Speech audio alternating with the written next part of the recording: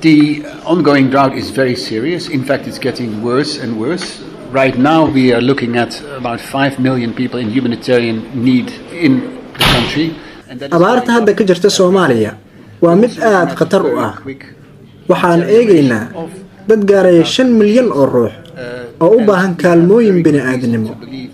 Waxaan sidoo kale aan isha ku haynaa baahida loo qabo in si degdeg ah loogu gurmado dadkaasi.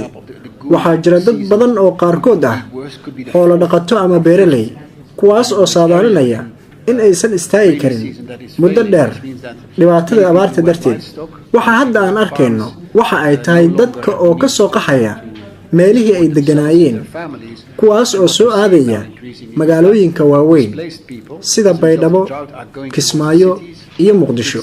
waxaana ay tahay sababta ay u soo qaxayaan in ay isku dayaan in ay helaan cunno iyo biyo. The big cities, whether it's Kismayo, Baidoa or Mogadishu, because they're trying to look for food and water. And as I said, the indications are not good. beesha caalamka tallaabooyin ku filan ma sameeyeen si looga fogaado abaartii Soomaaliya ku dhufatay sanadkii 2011 inaysan dib u soo noqon. maxayse tahay cabirka hay'adaha aan dawliga ahayn ilaa ay hadda ay ka sameeyeen abaaraha ka jira gudaha dalka Soomaaliya? We have received about 52% of the humanitarian appeal that we issued last year. So that is half of what we needed. So that's a little bit your answer. Has the international community done enough? No, it hasn't done enough. waxa aan helnay 52% kaalmooyin bini'aadanimo sanadkii ugu dambeeyay. waa kala bar wixii aan ka dalbanay beesha caalamka. marka wax nagu filan ma helin. 52% ma ahan wax nagu filan oo dabooli kara xaaladda. maxaa yeelay meelo badan oo Soomaaliya ay ka mid tahay waxaa ka jira dhibaatooyin. waxaan u baahannahay kaalmooyin ka badan inta hadda na soo gaartay. barnaamijkeena jawaabta bini'aadanimada ee maanta waa qorshe aad u ballaaran oo aan ugu talagalnay abaarta. abaarta hadda ka jirta Soomaaliya aad bay u fog tahay.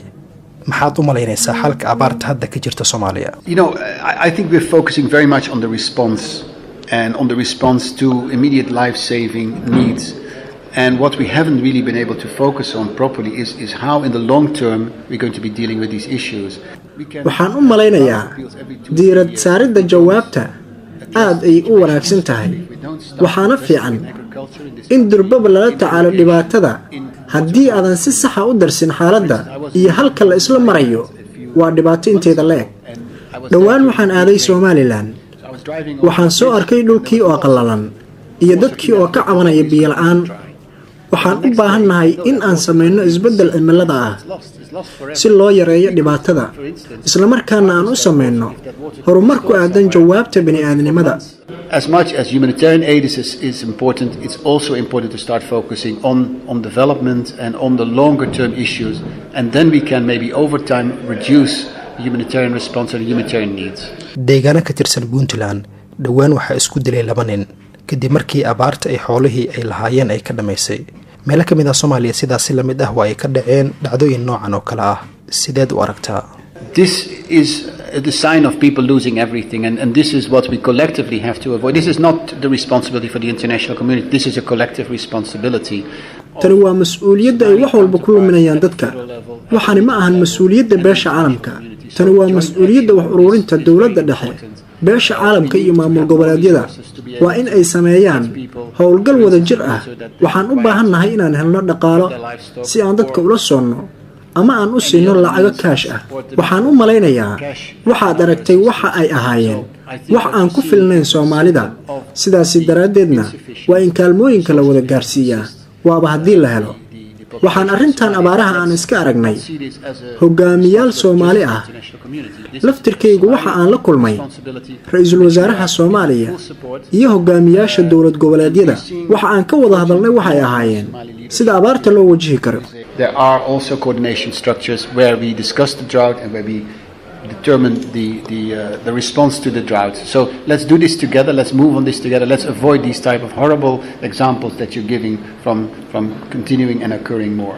Soomaalida isticmaasha baraha bulshada dhawaan waxay bilaabeen barnaamij xoog badan oo loogu magac daray caawi walaal oo micnaheedu ahaa in dadka abaarta ay saamaysay ugu yaraan loo gargaaro maxaa fakar ah oo aad ku biirin lahayd?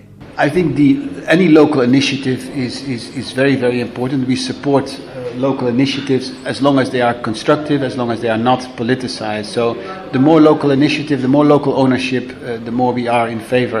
waxaan u malaynayaa hal abuur kasta oo gudaha ah waa mid aad u muhiimsan waana taageeraynaa in badan oo hal abuur gudaha ah oo la sameeyaa waa in badan oo la sameeyo lahaanshiye milkiyad ama in badan oo aan guulaysano sidaan iriba waxaan ku aragnaa baraha bulshada dadku inay isku dayayaan in ay isticmaalaan wax walba oo wanaagsan ama ha ahaadaano siyaasad ama wax kale dadaalkeenna ama cid kasta ha noqoto hay-adda UN OCHA ama laftirkaygaba waxaa naga go'an taageeridda fakar kasta oo gudaha ah oo ay Soomaalidu leeyihiin si aan xaaladda wax uga qabanno.